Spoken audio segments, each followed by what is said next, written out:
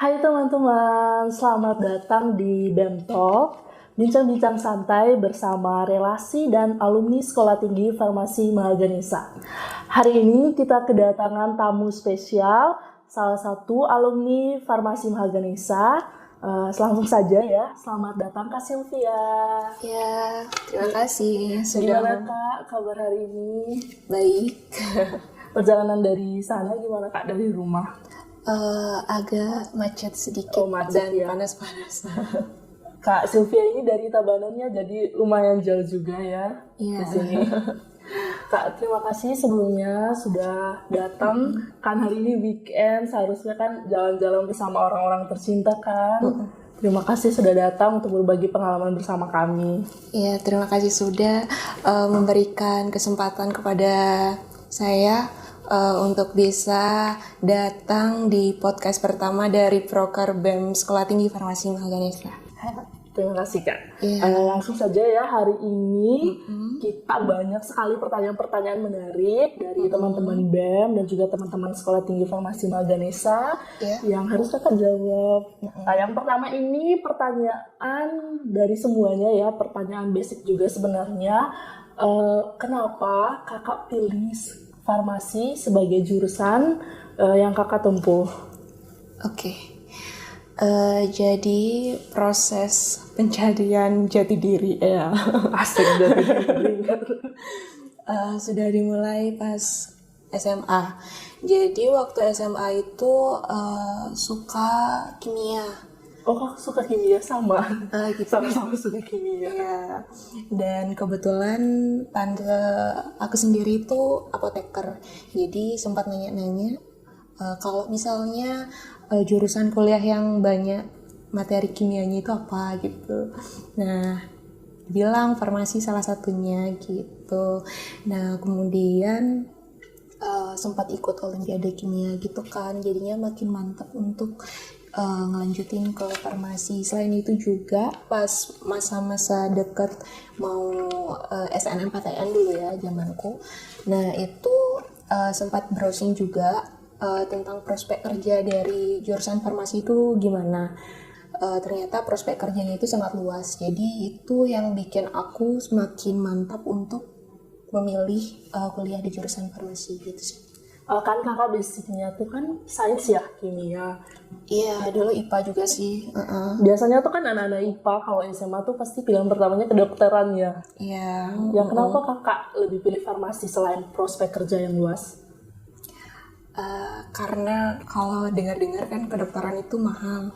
Ya, melihat kondisi dari ekonomi kedua orang tua dan juga punya adik kan ya. Jadi sebenarnya ada minat ke kedokteran, cuman milih farmasi aja. Iya. Kakak sempat kaget Kak kalau pas masuk farmasi itu ternyata yang kita pelajari bukan hanya kimia, ternyata banyak. Iya, sempat kaget.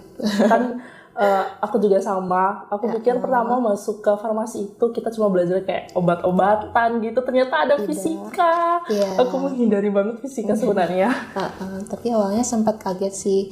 Cuman karena mungkin dasarnya itu di SMA udah dapat bener-bener dasarnya yang kayak kalau di S1 farmasi itu kan ada kayak farmakologi.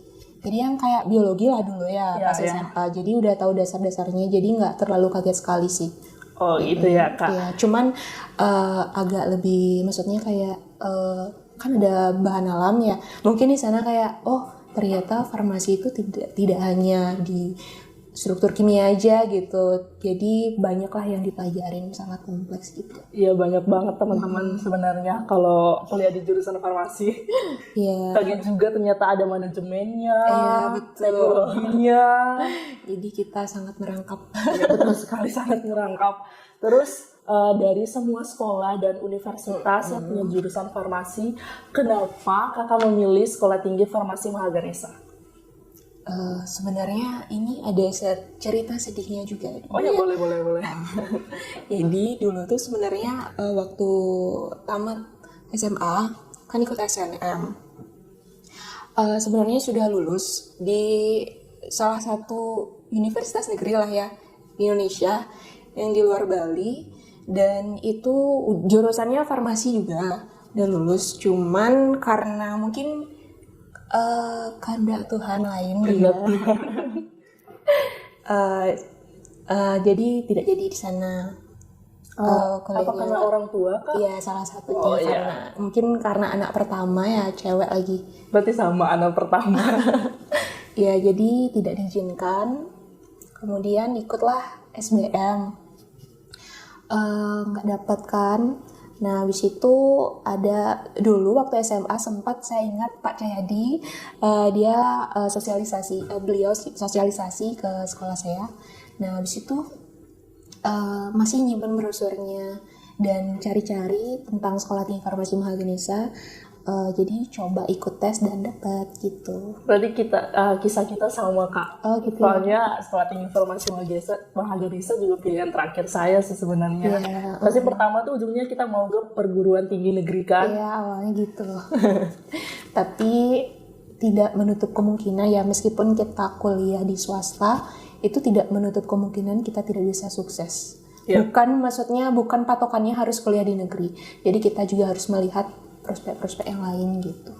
Oh iya, ini ada pertanyaan menarik. Kan di bidang farmasi itu kan kita belajar banyak kak. Ada kimia, ada farmakologi, terus ada tekno dan manajemen. Dari semuanya itu kakak kan paling suka pastinya kimia. Kan tadi kamu bilang kimia, atau setelah perjalanan gitu nggak suka kimia gitu kak? Bukan sih. Tetap suka, cuman waktu sudah menjalani kuliah tiba-tiba beralih jadi suka klinisnya. Oh, jadi suka klinis. Mungkin karena gini ya, karena dari POV-ku ya, sudut pandangku, kita itu farmasi, jadi kita harus tahu pengobatannya gimana gitu. Jadi di klinis itu kan belajarnya kayak penyakitnya gimana, etiologinya apa, patofisiologinya gimana, dan pengobatannya itu gimana. Nah itu jadi lebih tertarik ke sana sih. Gitu. Tapi tetap suka kimia, cuman lebih gimana ya lebih suka kimia tapi lebih suka lebih condong ke klinisnya. Gitu. Kalau aku awalnya tuh pikirnya tuh aku tuh sukanya kan matematika dasarnya. Terus pas masuk ke farmasi tuh aku lebih suka kimia jadinya. Gitu. Kalau klinis tuh emang aku tuh dari dulu biologi tuh agak rendah gitu. Jadi setelah masuk farmasi lebih suka kimia gitu. Mungkin kamu belum menemukan cara belajarmu aja sih.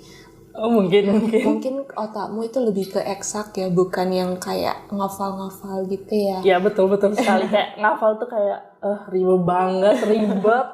Ya, otakku nggak bisa ngafal sebanyak itu. Mungkin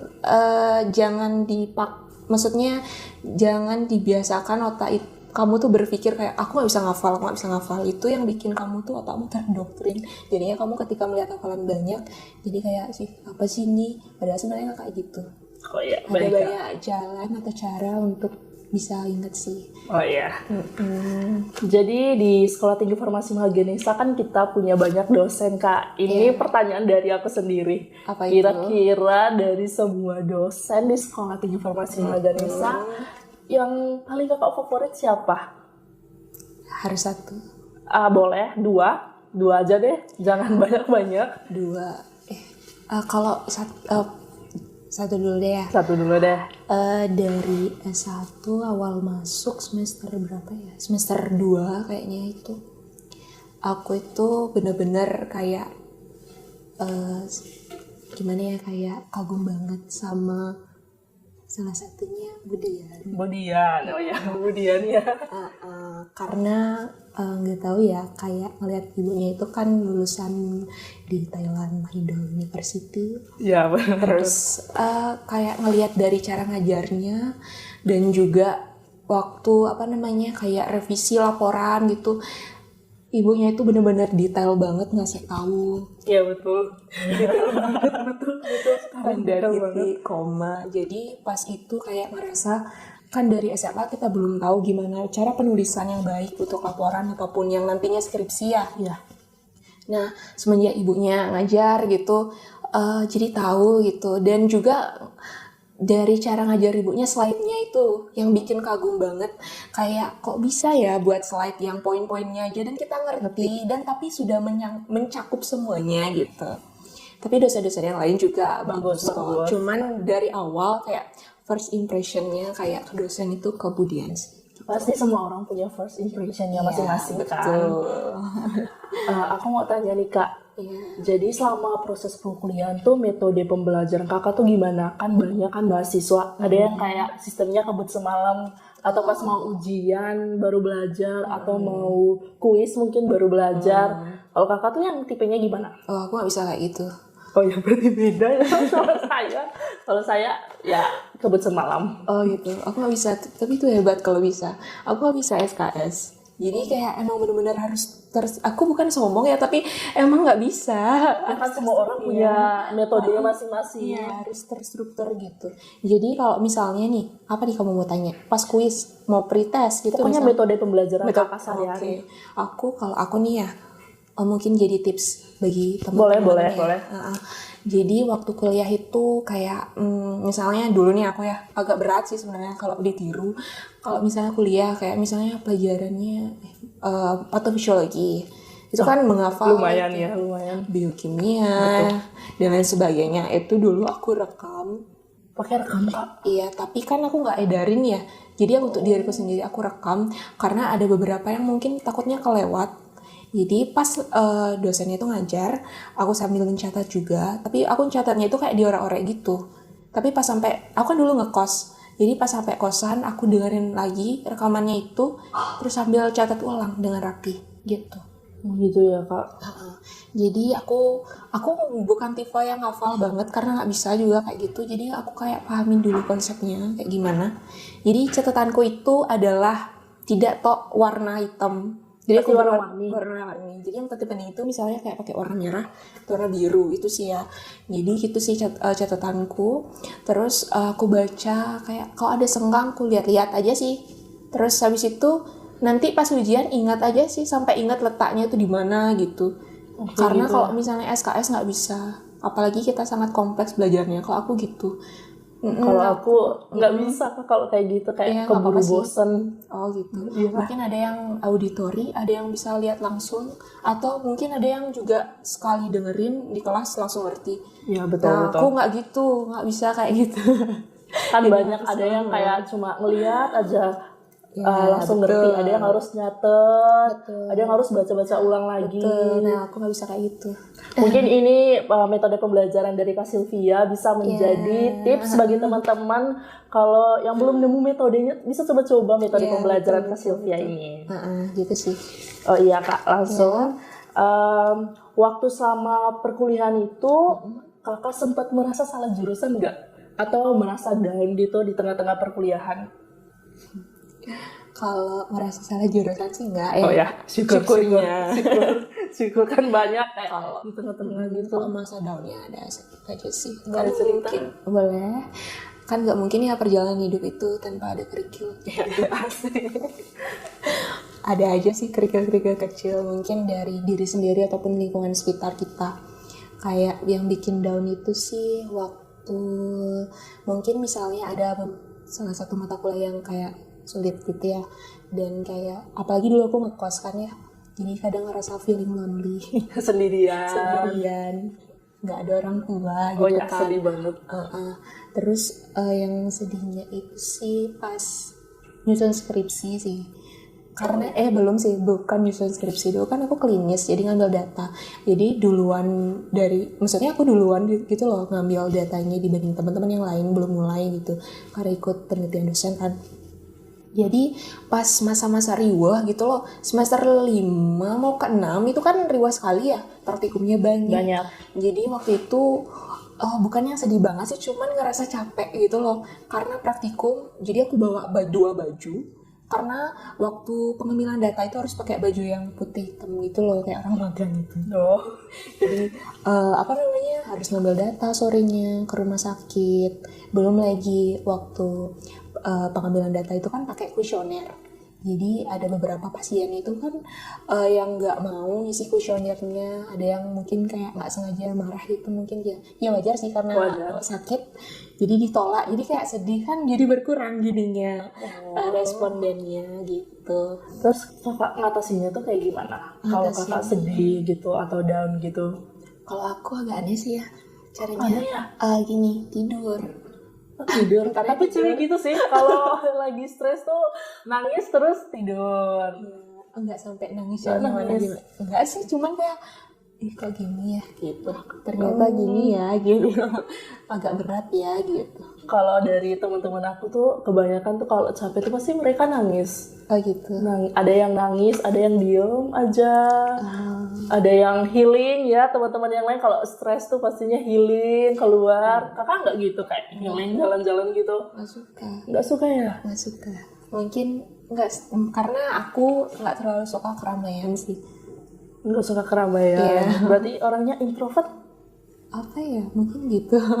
Tapi kelihatannya kakaknya nggak gitu. Iya. Tapi banyak yang bilang gitu. First impressionnya teman-teman pasti dibilang jutek itu biasanya. Enggak, tadi Mungkin dulu beda aku.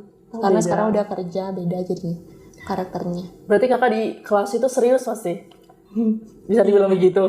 Iya, tapi nggak tuh serius terus. Tapi pernah lah, misalnya bercanda. Cuman dulu tuh mungkin masih kaku sih. Banyak yang bilang gitu. Ya sih, waktu kakak pertama kali datang waktu kita PPKMB tuh kayak PKKMB, maaf, PKKMB tuh kakak tuh kayak gimana ya bawaannya, kayak anggun gitu, kayak diam gitu, wibawa banget, terus jawab pertanyaannya tuh kayak gimana gitu. Oh, berarti sekarang kecilan. Soalnya aku juga bertanya waktu itu. Oh iya. Iya, aku tanya Aku kakak. lupa. Udah lama, 2 tahun yang lalu juga. Oh gitu. Iya, Berarti sekarang udah beda nih. beda menurut aku, beda. Oh, gitu. Mungkin karena gak berbicara secara langsung kayak gini kan gitu. Tapi aku ngerasa sih dulu tuh aku kaku sekali. Tapi dari nasihat orang tua juga sih, kayak pas kerja itu juga harus maksudnya nggak boleh kayak gitu kan. Jadi pas udah mulai kerja jadi berusaha untuk tidak boleh seperti itu. Apalagi apoteker kan. Oh iya, kita Dapatnya. akan berjumpa dengan banyak sekali orang. Iya, Jadi betul. Masa KIE juta. nanti pas sampai sini nggak mau terima obat dari kita. Iya, orang sakit nambah Sakit, nambah sedih. Iya, betul. Kak, aku mau tanya nih, saat perkuliahan tuh momen apa yang paling kakak ingat? Pas apa nih? Pas perkuliahan, pas S1 dulu. S1. Yang paling aku ingat mungkin dulu itu kan aku ngekos, jadi punya teman-teman gitu kan, ada teman-teman deket gitu. Dulu kayak kita belajar bareng, apalagi kayak pas skripsi itu kayak ngerasa apa ya, senasib sepenanggungan. Bener. Iya kan, nggak ada orang tua juga, jadi ya teman-teman. Dan gini juga sih, waktu itu pas mau lulus, jadi kan aku dari duluan nih mulai ngerjain skripsi. Terus sudah ujian skripsi, jadi teman-teman tuh belum selesai, aku menggabut lah ini. Terus kakak ngapain? Aku menggabut. Nah waktu itu aku sebelumnya tuh pernah ikut lomba esai, cuman aku gagal kan.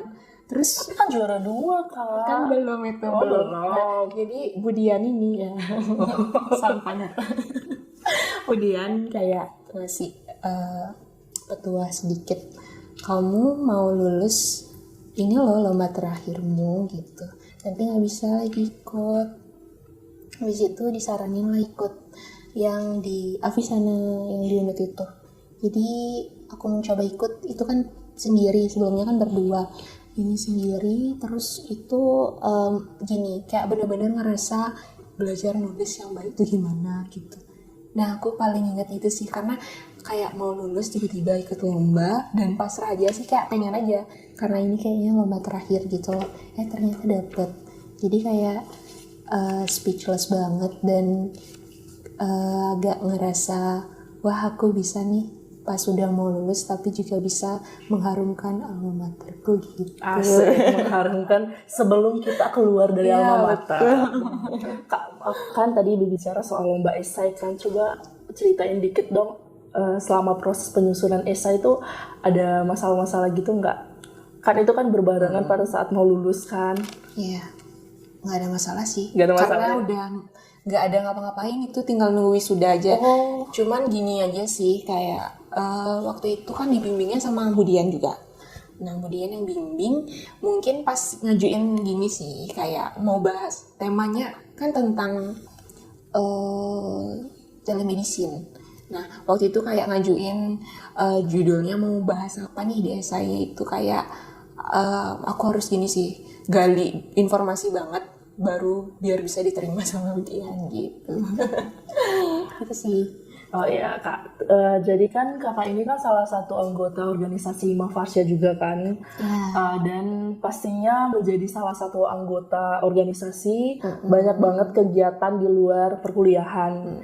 Jadi aku mau tanya, karena aku juga salah satu anggota organisasi, aku mau tanya gimana caranya Kakak membagi waktu antara perkuliahan dan juga waktu Kakak di organisasi Mafarsya. Waktu itu sih caraku, aku tuh dulu tipe orang yang buat gini loh, kayak misalnya besok aku mau ngapain nih, aku catet, tapi aku di HP sih. Di HP, bukan di kertas-kertas ditempelin gitu. Enggak, di HP. Kayak misalnya besok nih, wah ada rapat nih misalnya. Dulu kan pembimbingku Pak Wahyudi. Sama Pak Wah gitu, sama yang lainnya juga. Nanti habis rapatnya aku mau ngapain ya? Aku udah kayak ada to-do listnya gitu. Jadi emang bener-bener kayak, kalau nggak kayak gitu agak ini sih ya, keteteran. Jadi harus kayak kalau aku gitu ya mungkin tiap orang beda-beda ya. Pas aku sih kayak gitu buat to-do list. Oh iya, oke, aku mau tanya nih Kak. Jadi kan waktu Kakak wisuda tuh aku juga ada. Kakak salah satu, bukan salah satu sih, mahasiswa dengan lulusan terbaik dengan IPK 3,99 dan itu hampir mendekati sempurna. Jadi waktu Kakak memberikan pesan dan kesan tuh, Kakak sempat terharu. Pasti ingat Kak? Aku ingat Kak. Soalnya aku ada di situ. Kamu nyanyi? Iya, aku yang nyanyi. Oh iya, sudah aku duga. Jadi aku mau tanya Kak, kenapa Kakak bisa terharu? Kan saat itu momennya bahagia. Aku lihat Kakak kayak emosional banget gitu saat menyampaikannya. Terharu bukan berarti sedih ya? Ya. Terharu juga bisa senang. Jadi waktu itu kayak mungkin beda aja ya pas di podium itu, pas baca pidatonya itu. Karena di bagian yang orang tua itu ya, karena aku ngerasa kayak aku kuliah dan kedua orang tua aku itu benar-benar berjuang ngeliahin aku biar bisa aja tercapai cita-citaku hingga sekarang jadi apoteker. Jadi kayak ingat-ingat aja, apalagi pas masa-masa kuliah kan tentunya ada masa-masa sulit dan lain-lain sebagainya, kayak keinget aja, kayak finally aku lulus gitu. Kayak gitu aja sih mungkin. Terus aku mungkin kayak menyampaikan pesan-pesan dari teman-teman yang lain mungkin ya. Iya betul, dan ingat-ingat juga kayak sama teman-teman yang udah dekat sekarang pisah gitu. Itu sih kayak sedih aja, tapi di satu sisi senang juga ya lulus. Siapa yang nggak mau lulus? Ya semuanya mau lulus dan melanjutkan ke jenjang selanjutnya. Mungkin Kakak bisa sampaikan ucapan terima kasih kepada orang tua sekarang. Bisa sedih banget ya. Nggak apa-apa sedih-sedih. Ucapin nih. Ucapin dong. Teruntuk Ibu dan Bapak, terima kasih sudah selalu ada untuk Pia, dan terima kasih atas dukungannya. Kalau tanpa Ibu dan Bapak mungkin Sylvia nggak sampai ada di posisi sekarang. Selain Ibu dan Bapak mungkin ada yang lain mungkin? Kepada siapa ya? Mungkin kepada teman-teman mungkin. Iya, kepada teman-teman. Oh iya, terima kasih juga untuk teman-teman alumni Sekolah Tinggi Farmasi Mahaganesha dan teman-teman yang lainnya yang mungkin dulu udah kita laluin susah senang bersama-sama dan juga saling support sehingga kita bisa lulus dari kampus Sekolah Tinggi Farmasi Mahaganesha. Itu sih. Oke, terima kasih Kak. Kita mungkin lanjut ke pertanyaan selanjutnya ini. Jadi ada pertanyaan dari teman-teman. Jadi kita buka pertanyaan di IG BEM. Dan ini sebelum kita lanjut, ada salah satu pertanyaan yang saya lewat tadi Kak sebenarnya. Oke, nggak apa-apa. Jadi ini ditanya itu tips biar kita mengerti pelajaran di saat kita kayak banyak beban gitu. Gimana caranya? Sebenarnya kan balik lagi ya, cara belajar tiap orang itu beda-beda. Jadi mungkin tips dari aku itu adalah mungkin cari dulu apa yang jadi metode belajar kalian. Apakah dengan cara mencatat atau mendengarkan atau dengan visualisasi aja. Tapi kalau dari aku sendiri ya, tipsnya itu adalah jangan malas-malas untuk mencatat. Bener ya? Susah banget kalau untuk nulis gitu. Jadi harus belajar. Jadi kayak latihan. Mungkin di awal juga ngerasa kayak misalnya dosennya ngejelasin mungkin kan ada yang agak cepat-cepat ya. Jadi kita belajar aja kayak nulis cepat-cepat poin-poinnya aja. Jadi jangan malas-malas untuk mencatat. Karena biasanya ketika akan ujian itu adalah tidak hanya dari slide dosen aja, betul sekali, tapi juga dari yang dijelaskan. Mungkin yang dijelaskan itu tidak ada di slide dosen ya. Iya. Nah itu rajin-rajin mencatat dan rajin-rajin membaca sih.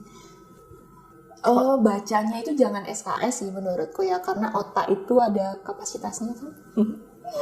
Tapi ada yang kayak aku harus SKS. Tapi mungkin aku nanti akan belajar untuk kedepannya. Nanti kalau pas belajar tuh harus baca dari sebelum ujian. Karena gini loh, kalau kamu itu kuliah bukan untuk menjawab ujian aja.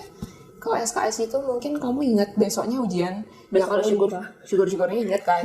Besoknya setelah ujian menguap gitu. Atau enggak deg-degan, atau enggak buka soal kayak gini kayak apa ya soalnya ini. Iya bisa. Kalau misalnya emang bisa belajar SKS misalnya inget gitu. Tapi menurutku sih harus pahamin dasarnya dulu sih. Konsepnya gitu loh. Misalnya tentang materi apa, misalnya materi hipertensi. Konsepnya apa nih? Siapa tahu fisiologinya? Gak mungkin aku jelasin kan? Iya. Nanti aja Kak, nanti kalau kita ada kegiatan gitu tentang penyakit-penyakit gitu mungkin Kakak bisa jelasin nanti. Bisa nggak ya? Bisa dong, pasti bisa. Gitu sih, pahamin konsep, rajin mencatat, baca ulang-ulang gitu. Kalau misalnya yang kayak menghitung itu loh, kayak farmakokinetik. Oh iya, itu susah Kak. Ya, susah banget. Ya susah, betul. Jadi harus gini juga sih, pahamin. Itu juga pahamin konsepnya. Aku lupa juga sih ya. Cuman kalau buka lagi mungkin ingat. Karena terlalu banyak yang aku ingat. Karena farmakokinetik kan lebih kompleks ya Kak, kita kompleks. Belajarnya. Jadi kayak itu harus belajar latihan soalnya sih, ngitung-ngitungnya itu. Kan ada pakai aplikasinya juga kan? Apa sih? Aku lupa. Aku juga lupa. Oh belum ya? Belum. Praktikumnya? Enggak ada praktikum kita. Tapi bukan praktikum farmakokinetik, praktikum tekno Kak. Ya, aku lupa namanya. Oh iya. nanti. Yang pakai mencit dan itu tuh. Oh mencit. Kelinci mungkin. Farmakologi mungkin? Bukan. Pernah juga. Kita belum sih. Tapi yang Kak Wah sama Budi Wayu juga yang ini. Kayaknya kita belum. Oh belum ya? Kita belum. Oke. Welcome to the jungle. Nanti kita akan menerima di semester yang baru ini banyak sekali kejutan-kejutan yang menarik sepertinya. Pasti bisa dilewati. Semoga amin. Jadi Kak, setelah Kakak mendapatkan gelar sarjana farmasi, Kakak melanjutkan ke profesi apoteker. Iya, betul. Gimana Kak bisa diceritain perjuangannya untuk mendapatkan gelar apoteker dari masuk? Kan katanya kalau masuk apoteker tuh kita ujiannya susah banget katanya, susah. Dari mana tahu? Dari dosen-dosen sih bilang kita harus mempersiapkan ujian masuk apoteker. Katanya kalau gagal harus coba sampai 3 kali. Masuknya? Iya, kalau gagal tuh masih banyak. Maksudnya? Masuknya itu UKI-nya. Masuknya, kalau UKI baru 3 kali. 3 kali. Kalau aku dulu karena emang dari awal kan udah nggak diizinin di luar kan, sempat sebenarnya agak down karena waktu itu belum ada kepastian untuk boleh nyebut instansi. Boleh kan? Boleh. Di Universitas Udayana itu kan belum ada kepastian apakah bisa menerima mahasiswa luar gitu kan. Selama berjalannya Kakak mengambil jurusan mengambil profesi apoteker itu, ada masalah-masalah yang Kakak hadapi nggak? Kan Kakak ditempati di banyak tempat nih, di PBL, di puskesmas, di rumah sakit. Ada. Coba ceritain Kak. Waktu itu kan gini sih. Yang puskesmas sama di industri sih yang bikin berat sekali ya. Karena yang puskesmas tuh aku dapatnya di puskesmas Petang 1, sedangkan aku dari Tabanan. Itu lumayan jauh kan, tapi bersyukur punya bapak yang mau mengantar kemana-mana. Jadi diantarnya bapak yang nganter. Cuman itu waktu itu kan di sana itu dinginnya di Petang itu. Dan waktu itu pas PKPA di puskesmas, aku juga masih membayar hutang untuk PKPA apotek. Pokoknya ada permasalahan waktu itu. Tapi bukan aku aja, teman-temanku yang lain juga. Jadi tempat-tempatnya tuh dipilih Kak atau Dipilih. kita pilih sendiri? Enggak dipilihin. Jadi acak kita nggak tahu dapat di mana. Oh iya, aku pikir kita yang milih sendiri gitu, ajoin gitu, enggak ya? Terus yang pas industri itu aku pas masang sampai KPA tiba-tiba aku sakit. Jadi aku namanya nggak PKPA 1 hari aja sih, cuman ngerasa 1 hari aja Kak? iya, untungnya besoknya aku sembuh. Oh, aku kira kalau ditaruh di tempat-tempat gitu tuh kita sebisa sampai kayak 1 bulan. Oh enggak, maksudnya aku sakitnya itu untungnya sehari aja. Oh sakitnya sehari. Bukan. Aku mikir kayak dikasih ke tempatnya tuh kayak cuma sehari. Kalau gitu aku seneng. Enggak sih, dikit dapat ilmu jadinya. Enggak ada yang sehari lah. Kan di sana kan waktu kakak di tempat ini kan kakak juga belajar untuk bersosialisasi dengan orang lain kan. Ada tantangannya enggak? Kan kita kan di kampus kan cuma kayak ngedengerin. Biasanya orang bilang teori sama praktek itu berbeda. Kakak ngerasa gitu enggak? Iya betul. Waktu gini sih ya, di puskesmas lagi. Oh iya, di puskesmas. Gini, karena itu kan agak di desa. Jadi KIE atau KIE kan, maksudnya penjelasan ke pasien tentang obatnya itu kalau orang-orang di sana banyak orang-orang yang udah lansia gitu, dan bahasanya itu adalah bahasa Bali, kadang ada yang Bali halus. Nah itu sih jadi tantangan tersendiri buat aku. Kalau aku kan nggak biasa ya ngomong bahasa Bali halus. Itu bahasa Bali bisa, cuman yang bahasa Bali halus tuh susah. Jadi waktu itu sih diajarin sama apoteker di sana caranya gimana gitu. Oh kayak gitu ya. Ya. Jadi begitulah teman-teman, kalau kita ngambil profesi, apalagi saya yang dari luar Bali, terus nanti ngambil profesi di Bali, ditempatkan di tempat-tempat yang kayak gitu, saya harus belajar bahasa Bali dong. Ya sih bisa. Iya Kak, aku mau nanya nih Kak, sekarang kan kesibukan Kakak sekarang bekerja di salah satu rumah sakit di Tabanan. Jadi sekarang Kakak mulai merasa ada nggak perbedaan gitu waktu Kakak di kuliah, waktu Kakak ngambil apoteker, terus sekarang bekerja? Sangat ada perbedaan karena tanggung jawabnya beda ya tentunya. Pertama, kalau kita PKPA ya kita PKPA aja. Kalau sekarang ini tanggung jawabku maksudnya lebih besar ya, meskipun aku tidak menjadi, posisiku bukan menjadi apoteker penanggung jawab, aku apoteker pendamping di rumah sakit, tapi tanggung jawabnya lebih gede kan ya, maksudnya dibanding waktu praktek gitu. Jadi itu sih perbedaannya, dan juga perbedaannya itu adalah ternyata apa yang aku pelajari itu tidak sementok-mentok langsung itu aja. Ternyata perlu banyak hal yang harus aku pelajarin. Karena kebetulan di rumah sakit ini posisiku itu sebagai apoteker pendamping di gudang, tapi ya di gudang. Aku di gudang, tapi juga kadang bantu pelayanan juga. Berarti Kakak yang tuh obat-obat yang masuk, yang keluar, kayak gitu bukan, sudah ada sistemnya. Ada sistem. Cuman aku itu lebih fokusnya itu di bagian pengorderan. Pengorderan obatnya. Jadi sebelum, ternyata inilah fungsi dari mata kuliah manajemen. Farmasi belajar manajemen. Iya, jadi kalau sebelum kita mengorder obat itu sudah ada perencanaannya. Jadi kita harus merencanakan dulu nih order obatnya itu berapa gitu. Udah ada rumusnya dan lain sebagainya. Jadi baru kita mengorder. Dan pengorderannya itu ternyata tidak semudah itu. Kalau kalian tahu kan buat SP ya. Iya gitu. SP ada SP narkotika, psikotropika, obat reguler. Ya kita harus nyatat. Itu nggak gitu aja ternyata. Ada obat kayak, aku boleh share kan dikit ya? Boleh Kak, boleh. Kayak obat-obat yang kalau misalnya kita di rumah sakit gitu, pasti kita mengorder obat yang, kita mencari obat yang harganya rendah ya. Betul. Jadi ada namanya e-katalog, kalau kalian tahu, mungkin kalian belum tahu sejauh itu ya. Intinya kita itu belanjanya itu kayak di Shopee, tapi itu tahapannya sangat banyak. Ada pembuatan kontrak dan lain sebagainya. Itu sampai aku belajarnya itu ada mungkin kayaknya semingguan, karena aku shock gitu loh. Apa ini gitu, awalnya tahu e-katalog untuk belanja obat, tapi kayak ternyata tidak semudah itu. Apalagi sekarang kan pasti by teknologi semua kan sekarang. Iya betul. Jadi kayak harus belajar ulang lagi. Betul, untungnya mau dibimbing.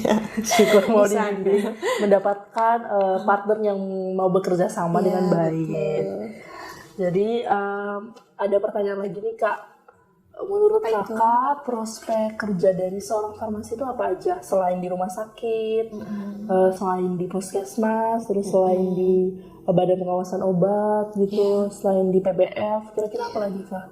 Bisa berwirausaha. Oh iya, kakak nggak ada niatan untuk buka apotek gitu? Kan udah apoteker. Sejauh ini belum. Belum ya? Kira-kira Karena kedepannya? itu berat. Belum tahu, tidak bisa ngomong. Oh iya, nggak apa-apa. Belum ada pengen sih. Belum ada rencana juga. Oh, belum ada rencana. Tapi pasti orang tua dukung kan kak untuk buka apotek? Ya mungkin didukung.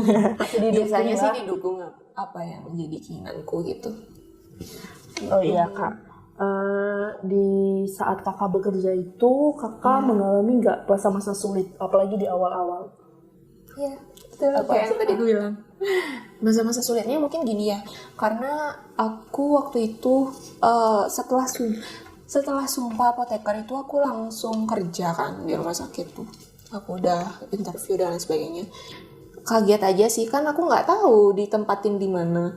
Tapi maaf kak, sebelum kakak kerja di rumah sakit, kakak sempat kerja di mana dulu atau ambil freelance atau apa gitu? Sebelumnya ngambil freelance di apotek punya tante sih, apotek Intan Medika namanya. Dulu freelance di sana, terus sambil belajar di sana kan, biar nggak kaget juga. Terus setelah itu aku sempat kerja 2 sih, masih freelance waktu itu dan kerja di rumah sakit. Cuman lama-lama kok kayaknya capek ya gitu, jadi selesai yang di apotek. Terus jadi lanjut aja. Oh ya, lanjut di rumah sakit aja. Iya. Soalnya kan pasti ribet ya kak di rumah sakit, di Iya, apotek. kayak pagi ya aku di rumah sakit, sorenya langsung ke apotek. Kayak capek sih, takutnya sakit. Gitu. Soalnya aku juga belum punya pengalaman kerja kak kayak di apotek gitu. Pelan-pelan, jangan semuanya langsung. Takut Aku aja, dulu juga nggak langsung kok. Takut kak, kayak ada banyak teman-teman yang kayak nawarin gitu tapi kayak masih takut kak. Iya wajar, aku juga takut kok. Karena gini, karena waktu di apotek itu kita langsung kayak ketemu sama pasien, misalnya saya sakit gini mbak, apa ya? Apalagi kita nggak tahu mereknya kan. Nah itu dari situ sih belajar. Tapi itu ngaruh loh. Oh gitu ya kak. Iya, Soalnya kan biasanya tuh kan kayak kita kan di dalam kelas gitu, diam dengerin terus kayak kerja harus bertemu orang secara langsung gitu. Itu sih mungkin ke komunikasi sih harus pelajarin, sama attitude juga. Oh iya, attitude itu penting. Jadi aku mau tanya kak, jadi apa aja sih yang harus kami ini persiapkan sebelum kita bekerja atau sebelum kita terjun langsung ke masyarakat? Sebelum terjun langsung gitu ya. Sebelum kerja, mungkin itu sih cari jati diri dulu. Mau kerjanya di mana kan kita luas nih prospeknya, ya kan? Jadi ganti-ganti gitu, mau ke Enggak sih, maksudnya misalnya kamu mau coba di apotek dulu, kamu harus tahu nih tugasmu. Misalnya baru S1 kan TTK ya, apa sih tugas TTK di apotek itu? Nah, kamu harus tahu, kamu siapin itu. Jadi apa yang harus kamu, misalnya kayak pasiennya datang, misalnya dia pasien suami medikasi gitu kan, penyakitnya apa gitu, kamu harus tahu kan, maksudnya ya ingat-ingat nama obat sih kalau misalnya mau kerja di apotek ya. Di rumah sakit juga gitu sih, cuman ngeracik obat juga sih biar tahu juga cara ngeracik obat. Kalau kerja di pabrik gitu gimana kak? Kakak pernah nyoba nggak ke situ? Belum pernah sih, Belum pernah.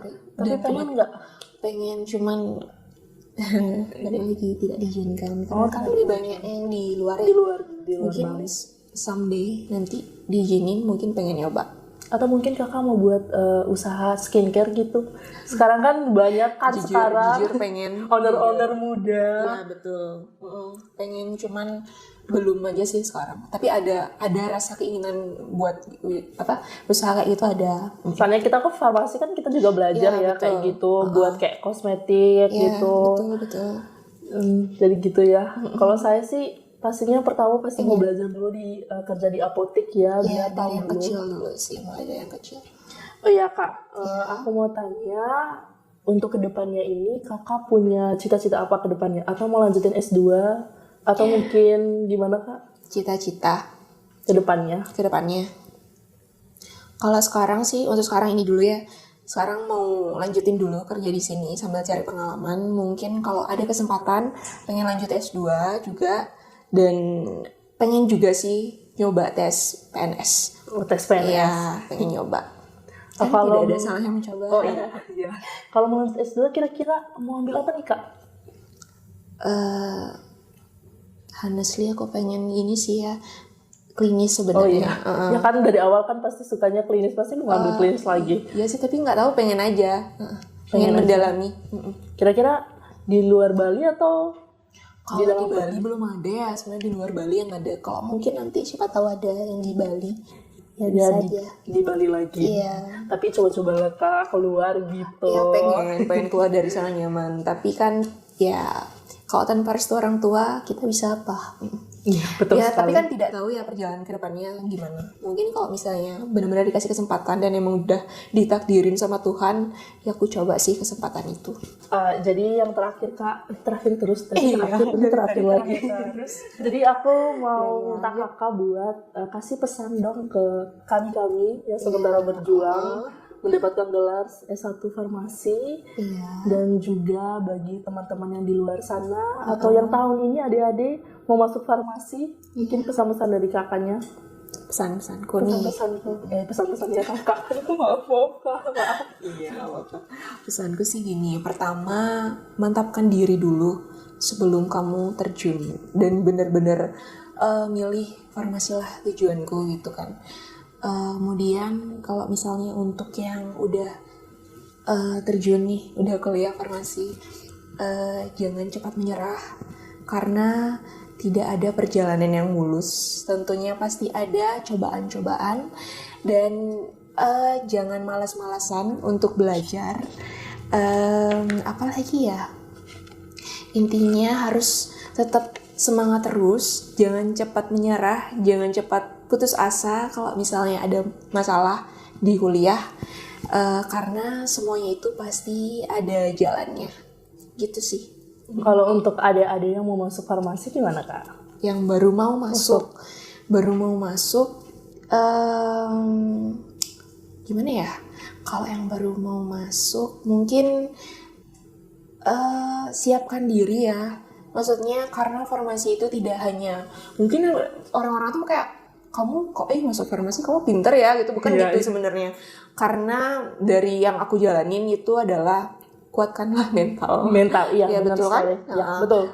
Kuatkan mental karena nantinya tentunya akan banyak ada lika-liku yang harus ditempuh. Sebenarnya di semua jurusan juga, semua jurusan itu tentunya ada kesulitannya masing-masing. Dan di farmasi kan mungkin adik-adik semua udah tahu ya gimana. Ya, lebih semakin kompleks. Selain itu juga setiap semesternya itu punya kesulitannya masing-masing. Mungkin tentunya makin naik kan makin sulit. Tapi percayalah, badai pasti berlalu. Asik, badai pasti berlalu. Betul. Ya, mungkin terakhir itu ya. Jadi itu aja nih. Iya, itu aja. Atau mau tambah-tambah lagi Kak? Tidak. Terserah sih. Kalau masih ada boleh. Kalau dari aku sih itu aja Kak.